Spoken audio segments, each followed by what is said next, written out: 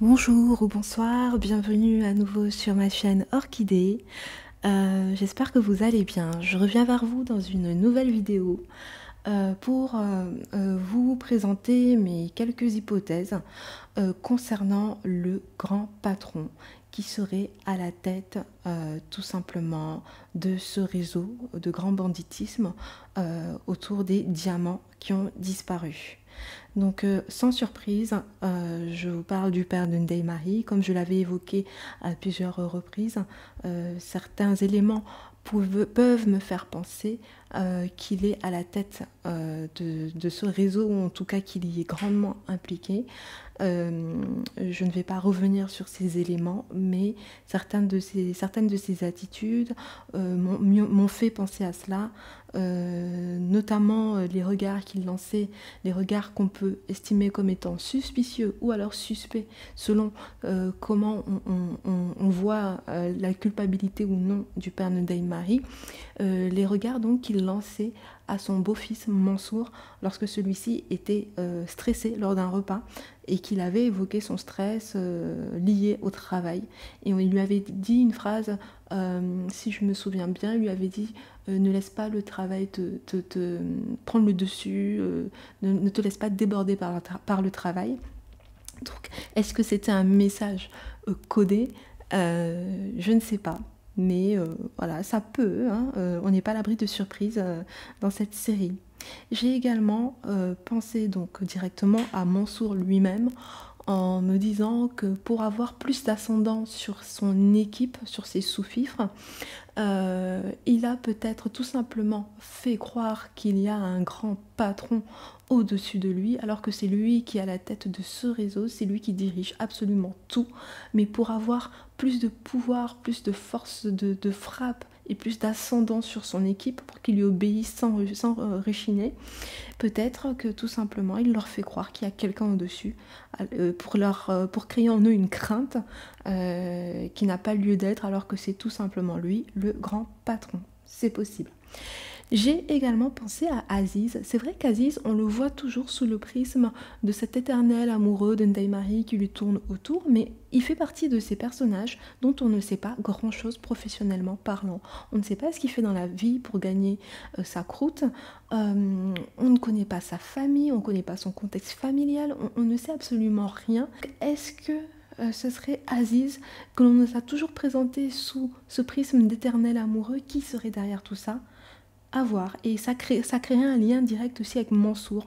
Est-ce que lorsqu'il était avec Ndeye Marie, il a rencontré Mansour et de fil en aiguille, ils se sont encouragés dans ce réseau-là pour construire quelque chose? Je ne saurais vous dire, mais j'y ai pensé. J'ai également pensé à un personnage qu'on ne voit plus, qu'on a vu uniquement dans l'épisode 0, qui est tout simplement Lucas, le nouveau petit ami de Virginie. Pourquoi je pense à lui? Tout simplement parce que dans la saison 1, il avait évoqué avoir fait faillite dans une de ses entreprises et il était à court d'argent.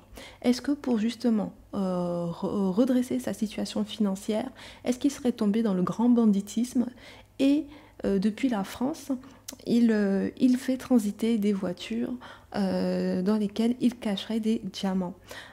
C'est possible, c'est une hypothèse, étant donné qu'actuellement il réside justement dans le sud de la France, hein, si je ne m'abuse, avec Virginie. Donc j'ai également pensé à lui. Une autre personne à laquelle j'ai pensé, c'est tout simplement un autre personnage que l'on n'a vu qu'une seule fois, c'est le père de Siam. Le père de Siam que l'on a vu qu'une seule fois lorsqu'il est venu présenter Siam à Bati Massamba pour justement lui expliquer qu'elle allait être le relais entre lui et Bati Massamba dans leur partenariat et qu'elle allait représenter l'entreprise familiale au Sénégal. Est-ce que ce père, justement, tremperait dans des affaires louches? Et ce qui serait intéressant si c'est lui, c'est que ça pourrait impliquer le grand-père de Bati Massamba. là j'ai deux hypothèses. Donc étant donné que le grand-père de Bati Massamba a expliqué dans l'épisode précédent ou celui d'avant, lorsqu'il a rencontré Siam, il a expliqué qu'il connaissait très bien le père de Siam, qu'ils étaient amis. Est-ce que, donc si c'est le père de Siam, est-ce que le grand-père de Bati Massamba serait au courant de ce réseau? Est-ce qu'il serait au courant de ces méfaits et y participerait?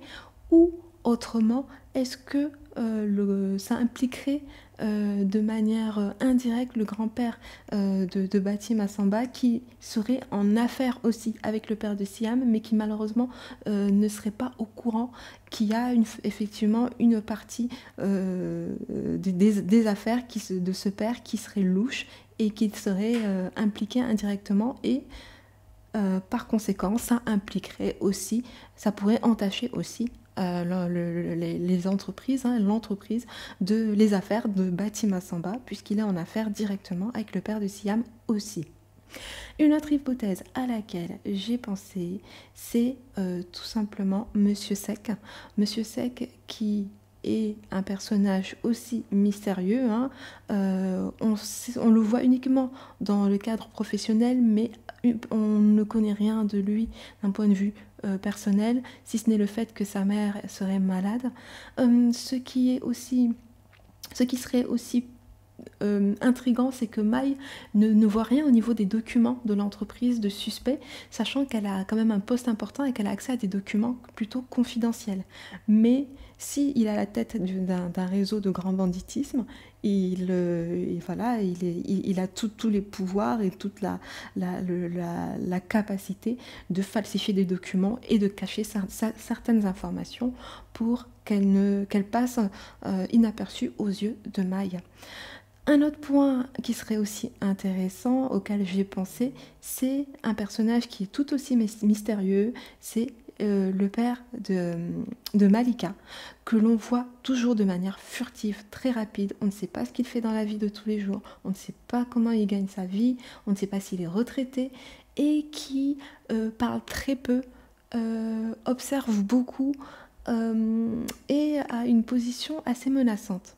Donc ça serait intéressant que dans les prochains épisodes, on puisse en savoir un peu plus sur ce grand patron. Voilà, je voulais tout simplement vous présenter ces quelques théories. Ce sont des petites vidéos bonus que je fais entre certaines analyses et que je vous propose.